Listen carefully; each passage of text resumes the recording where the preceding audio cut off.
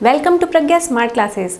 आज पहली बार हम लोग स्टार्ट करने जा रहे हैं 9th क्लास का सेशन, और जिसमें हम लोग पढ़ेंगे बहुत ही एक्साइटिंग और इंटरेस्टिंग सब्जेक्ट जो कि है साइंस। और मुझे तो ये सब्जेक्ट बहुत ही मज़ेदार लगता है। स्टूडेंट्स, आप लोग बताइएगा कि आप लोगों को ये सब्जेक्ट कैसा लगता है कमेंट सेक्शन में। जिसमें हम लोगों का जो पहला चैप्टर है, हम लोग का पहला चैप्टर है हमारे आसपास के पदार्थ। तो होता क्या है कि हमारे आसपास आप नज़र अगर दौड़ाओगे तो आप लोग पाओगे कि जितने भी वस्तुएं हैं वो किसी न किसी सामग्री से बनी हुई हैं, और वैज्ञानिकों ने उन वस्तुओं को एक नाम दिया था पदार्थ, कि सारे जो वस्तु है किसी न किसी पदार्थ से बने होते हैं।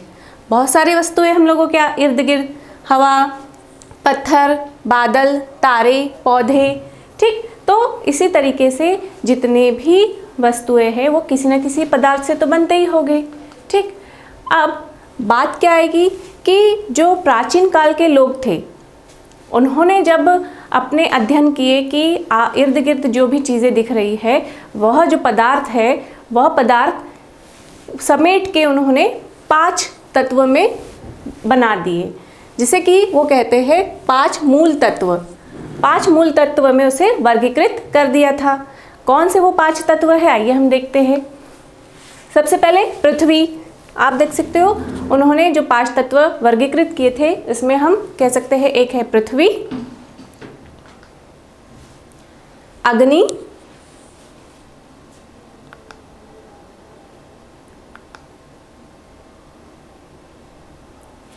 जल,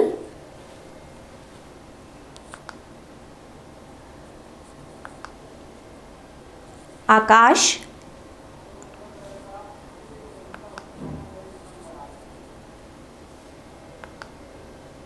और 5वां तत्व है वायु।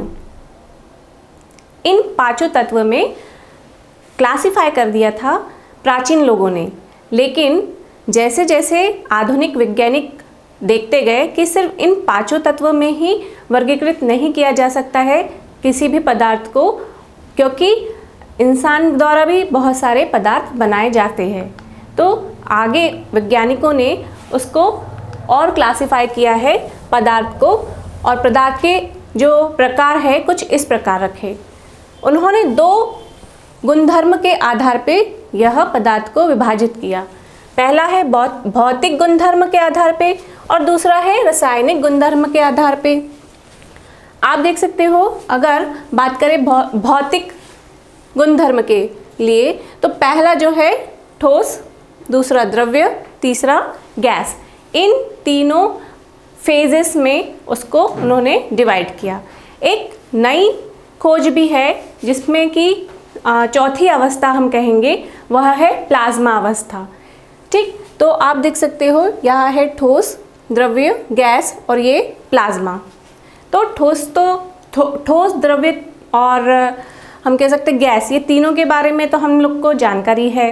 लेकिन प्लाज्मा क्या होता है, अगर हम बात करें, जो गैस ही अवस्था होती है, गैस अवस्था को और अगर आयोनाइज कर दिया जाए, और इसको आयोनाइजेशन के बाद में उसकी जो इलेक्ट्रिकल और मैग्नेटिक फील्ड होती है वह इतनी ज़्यादा तीव्र हो जाती है कि वह पदार्थ के जो नियम है उसको नहीं मानते हैं।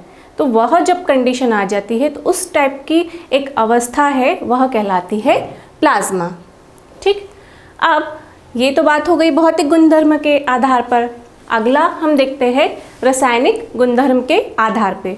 तो आप देख सकते हो, अगर केमिकल की बात करें, केमिकली पदार्थ कैसे क्लासिफाई किए हैं, तत्व, यौगिक और मिश्रण। तत्व की अगर हम बात करें तो तत्व सबसे सरल, अधिक सरल पदार्थ मानेंगे हम, जिसमें यह डिवाइडेड है। इसको और हम विभाजित नहीं कर सकते, मतलब यह परमाणु भी कह सकते हैं और अणु भी इसमें आते हैं। ऐसा नहीं है कि तत्व में सिर्फ कोई एक ही एलिमेंट होता है। जैसे कि एग्जाम्पल ले लो ऑक्सीजन। ऑक्सीजन का सबसे स्टेबल फॉर्म क्या हो सकता है, O2 फॉर्म। तो O2 एक तत्व हुआ, ठीक। अब दूसरी बात करें यौगिक, तो यौगिक क्या होते हैं, यौगिक दो या दो से अधिक पदार्थ जब रासायनिक क्रिया से या कोई भी बॉन्ड से आपस में बॉन्ड फॉर्म करते हैं तो वह कहलाते हैं यौगिक, या हम कह सकते हैं कंपाउंड। ठीक, जैसे कि एग्जाम्पल दिया है यहाँ पे Na और Cl, तो यहाँ दो तत्व है, एक सोडियम का एक क्लोरीन का, तो NaCl का एक यौगिक बना है। अगली चीज़ हम देखें मिश्रण। मिश्रण जो है एक्चुअली ये मिक्सचर जो होता है किसी भी चीज़ का, आप देख सकते हो कि वायु में अलग अलग मिक्सचर है, किसके, अलग अलग गैस के, नाइट्रोजन, हम कह सकते हैं ऑक्सीजन। ठीक, तो इसमें कोई निश्चित क्वांटिटी नहीं होती, बस बहुत अलग अलग चीज़ों की एक जगह मिश्रण होता है जिसमें क्वांटिटी नहीं दी रहती। जैसे बात करें पिज़्ज़ा में आप देख सकते हो कि अलग अलग सब्जियां डली है, लेकिन हर सब्जी की कोई ऐसी क्वांटिटी दी नहीं रहती है, और निश्चित संगठन हम इसे कह सकते हैं। अब हम देखते हैं कुछ अच्छी अच्छी एक्टिविटीज़ देखते हैं, जैसे कि हम उसको कह सकते हैं क्रियाकलाप। पहला जो हमारी एक्टिविटी है उसमें आप देखोगे कि क्या दिया है कि एक बीकर लिया हमने। ठीक, अब ये बीकर क्या होता है, ग्लास जैसा ही रहता है, सामने नोक सी बनी होती है, जैसे कि चोंच बनी हुई है, तो चोंच को हिंदी में कहते हैं, इंग्लिश में कहते हैं बीक, इसलिए इसका नाम पड़ गया बीकर। हमने क्या लिया, 100 ml का बीकर, जिसमें 100 ml तक हम अच्छे से उसमें मार्क बना होता है और उसमें हम कोई भी पदार्थ ले सकते हैं। हमने क्या लिया, उसमें जल लिया है। कितना जल लेना है, आधा, तो इस बीकर को हमने आधा भर लिया। ठीक, अब इसमें हमने 1 चम्मच नमक या शक्कर मिला दिया।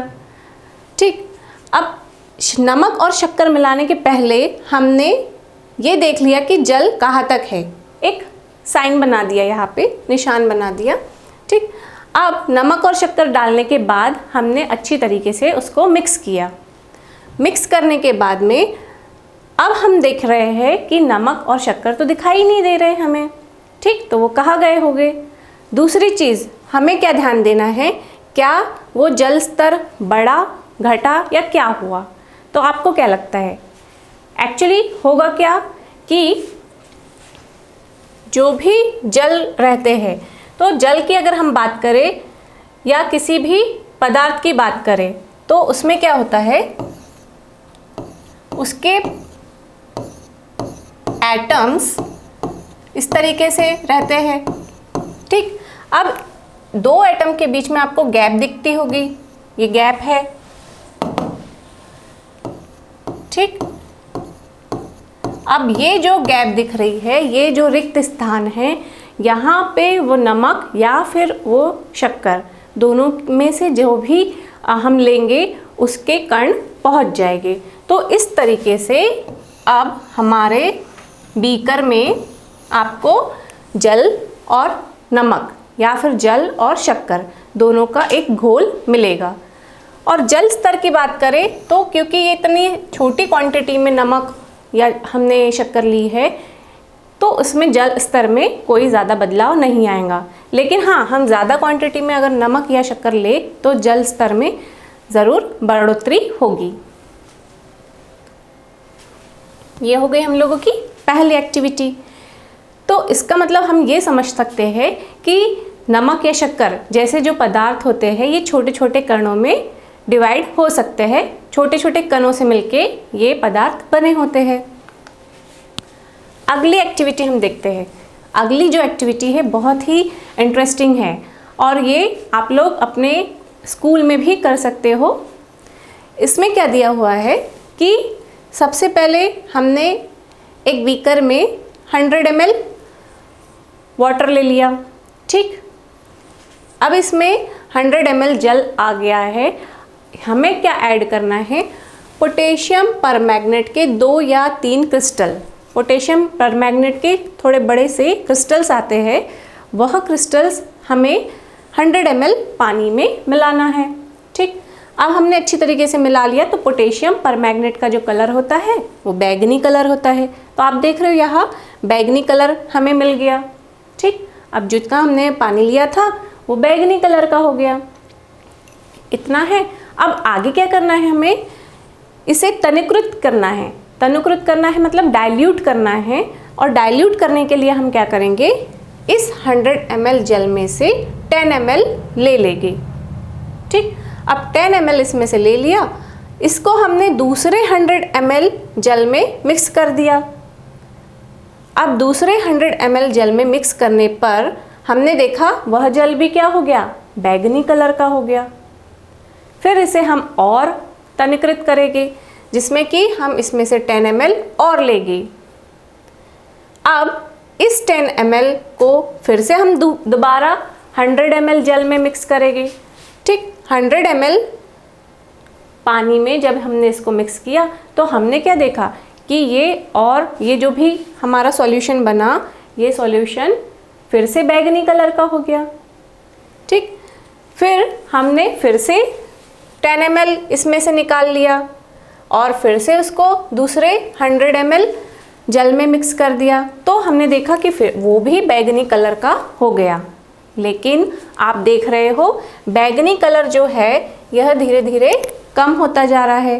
क्यों? क्योंकि हमने इसको बहुत ही डाइल्यूट कर दिया, तनुकृत कर दिया।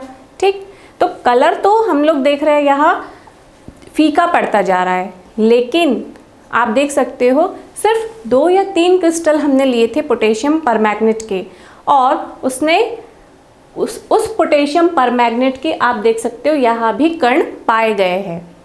इसका मतलब हम यह समझ सकते हैं कि जो पदार्थ है वो बहुत ही छोटे छोटे और भी छोटे कण में पाए जा सकते हैं, जो कि इतना डाइल्यूट करने के बाद भी हमें प्राप्त होते हैं। तो यहाँ जो बैंगनी कलर शो हो रहा है यह बताता है कि जो पदार्थ है बहुत ही छोटे कणों में पाए जाते हैं। तो ये हो गई हमारी एक एक्टिविटी। अगली चीज़ हम क्या पढ़ने जा रहे हैं, पदार्थ का भौतिक स्वरूप। अब इसमें क्या दिया हुआ है आप देख सकते हो, सभी पदार्थ जो है कणों से मिलकर बनते हैं। ठीक, क्योंकि पदार्थ कणों में विभाजित हो सकते हैं, मतलब कणों से ही बनकर मिलकर ये पदार्थ बने हुए। दूसरी बात क्या दी है कि पदार्थ के कई छोटे छोटे कण में विभाजन हो सकते हैं। ठीक, जैसे कि अभी हमने पोटेशियम परमैंगनेट के केस में देखा। अब पदार्थ के जो कण हैं उसके अभिलक्षण गुण क्या हो सकते हैं ये देखेंगे। पदार्थ के कणों के बीच रिक्त स्थान होता है, यह चीज़ हमें वैज्ञानिकों ने बताई। कैसे कि आपने जैसे जल लिया तो उसमें नमक शक्कर डाला या डेटॉल डाल दिया या पोटेशियम परमैंगनेट डाला, तब भी हमें उसका कोई ना कोई रूप मिलता जाएगा। ठीक, तो डेटॉल के केस में अगर हम बात करें तो आप डेटॉल के केस में क्या कर सकते हो, जो हमने पोटेशियम परमैंगनेट के लिए किया तो ऐसा ही हम डेटॉल के साथ भी कर सकते हैं। जब आप देखोगे आप किसी एक बीकर में 2-4 बूंद डेटॉल की डालोगे तो भी आपको उसकी गंध मिलेगी। ठीक, उसमें से 10 ml ले लोगे और दूसरे बीकर के जल में डालोगे तब भी आपको उसकी डेटॉल की खुशबू मिलेगी, और फिर से उसको 10 ml लोगे और दूसरे बीकर के जल में मिक्स कर दोगे तब भी आप देखोगे कि उसमें खुशबू बरकरार है। तो यह बताया जाता है कि पदार्थ के कण जो है वह जल के रिक्त स्थानों में पहुंच रहे हैं। आगे हम देखेंगे एक और एक्टिविटी दी है जिसमें लिखा है कि आप इस एक्टिविटी में क्या दिया है कि आप अपना जो क्लासरूम है या हम कह सकते हैं अपने घर में पहले तो एक बुझी हुई अगरबत्ती ले ली और उसे एक कोने में रख दे। तो आप देख सकते हो कि उसकी खुशबू, अगर आप बहुत दूर पहुंच जाओगे तो आपको बुझी हुई अगरबत्ती की खुशबू नहीं पहुंच रही, लेकिन अब उसको आप जला दीजिए। जब जलती हुई अगरबत्ती रहेगी तो आप देखोगे कि आप कमरे के दूसरे कोने में भी क्यों ना पहुंच जाओ तब भी आपको अगरबत्ती की खुशबू मिल रही है। ऐसा क्यों? क्योंकि जो खुशबू है वह हवा के जरिए हम तक पहुंच जा रही है। तो जो गैसीय अवस्था में कण मिल रहे हमें वह गैस के हवा के जरिए हमें प्राप्त हो रहे हैं। तो यह हो गई हमारी अगली एक्टिविटी। अब आप देख सकते हो एक और एक्टिविटी दी हुई है जिसमें कि क्या दिया है, इसमें भी हमने पोटेशियम परमैंगनेट लिया। अब इस एक्टिविटी में आप देख सकते हो कि आप ठंडा पानी ले लीजिए, बहुत ज़्यादा ठंडा ना हो, रूम टेम्परेचर पे। ठीक, अब उस गिलास में आपने ठंडे पानी में या तो क्या करना है, कॉपर सल्फेट लेना है या तो पोटेशियम परमैंगनेट।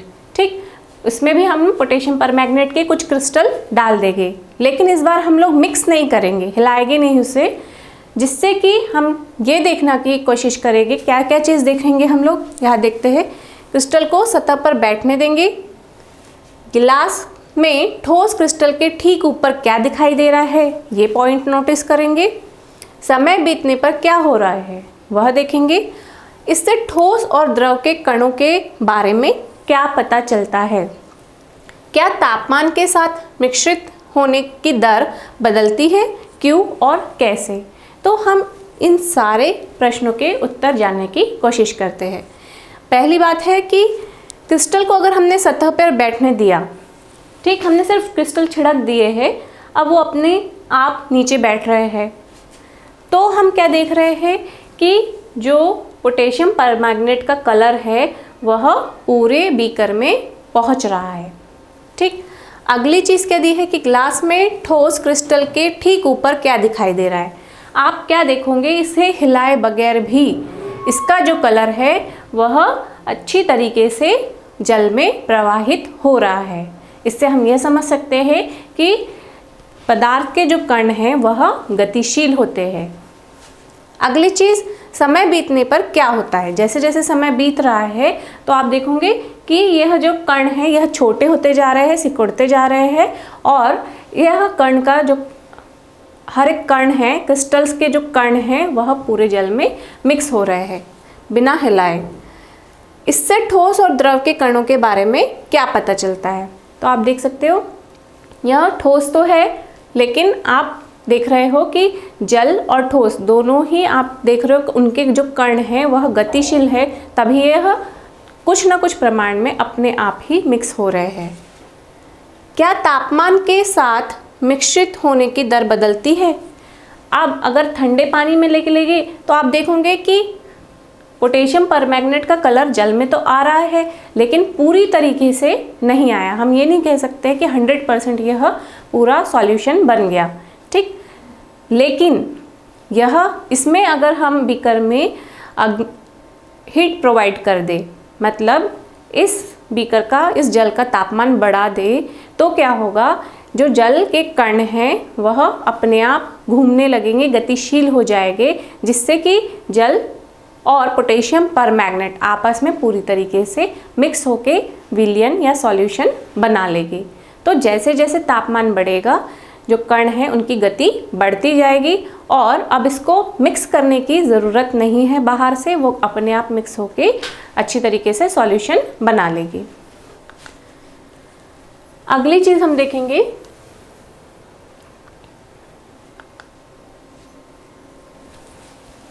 पदार्थ के कण निरंतर गतिशील होते हैं। जो चीज़ अभी हमने देखी थी वही चीज़ है इसमें, कि पदार्थ के जो कण हैं वह गतिशील होते हैं। यह चीज़ कैसे देख सकते हैं हम, कि जो नीली स्याही ले ले आप, ठीक, और इसको हम अपने जो बीकर में आप आधा बीकर या एक बीकर अच्छे से जल से भर ले। अब इसमें नीली स्याही के कुछ बूंदे डालें, तो आप देखोगे आपको मिक्स करने की ज़रूरत नहीं है, वो अपने आप पदार्थ के जो कण हैं वो गतिशील होते हैं और अपने आप मिक्स हो जाते हैं। ठीक, दूसरी चीज़, शहद की बूंद ले ले, तब भी यही हमें मिलेगा, थोड़ा प्रमाण जो है वह बदल जाएगा। ठीक, इससे हमें क्या समझ में आ रहा है कि पदार्थ के कण निरंतर गतिशील होते हैं, उनमें क्या होता है, गतिज ऊर्जा। ठीक, गतिशील होने की वजह से उनमें क्या हो जाती है, गतिज ऊर्जा पैदा होती है। ठीक, अब जैसे ही आप तापमान बढ़ाओगे तो कणों की गति जो है तेज हो जाती है। इसलिए हम कह सकते हैं कि तापमान बढ़ने से कणों की गतिज ऊर्जा बढ़ जाती है। ठीक, जैसे जैसे हम तापमान बढ़ाएंगे तो गतिज ऊर्जा भी क्या होगी, बढ़ जाएगी, और जो मिक्सिंग है वह अच्छी तरीके से हो पाएगी।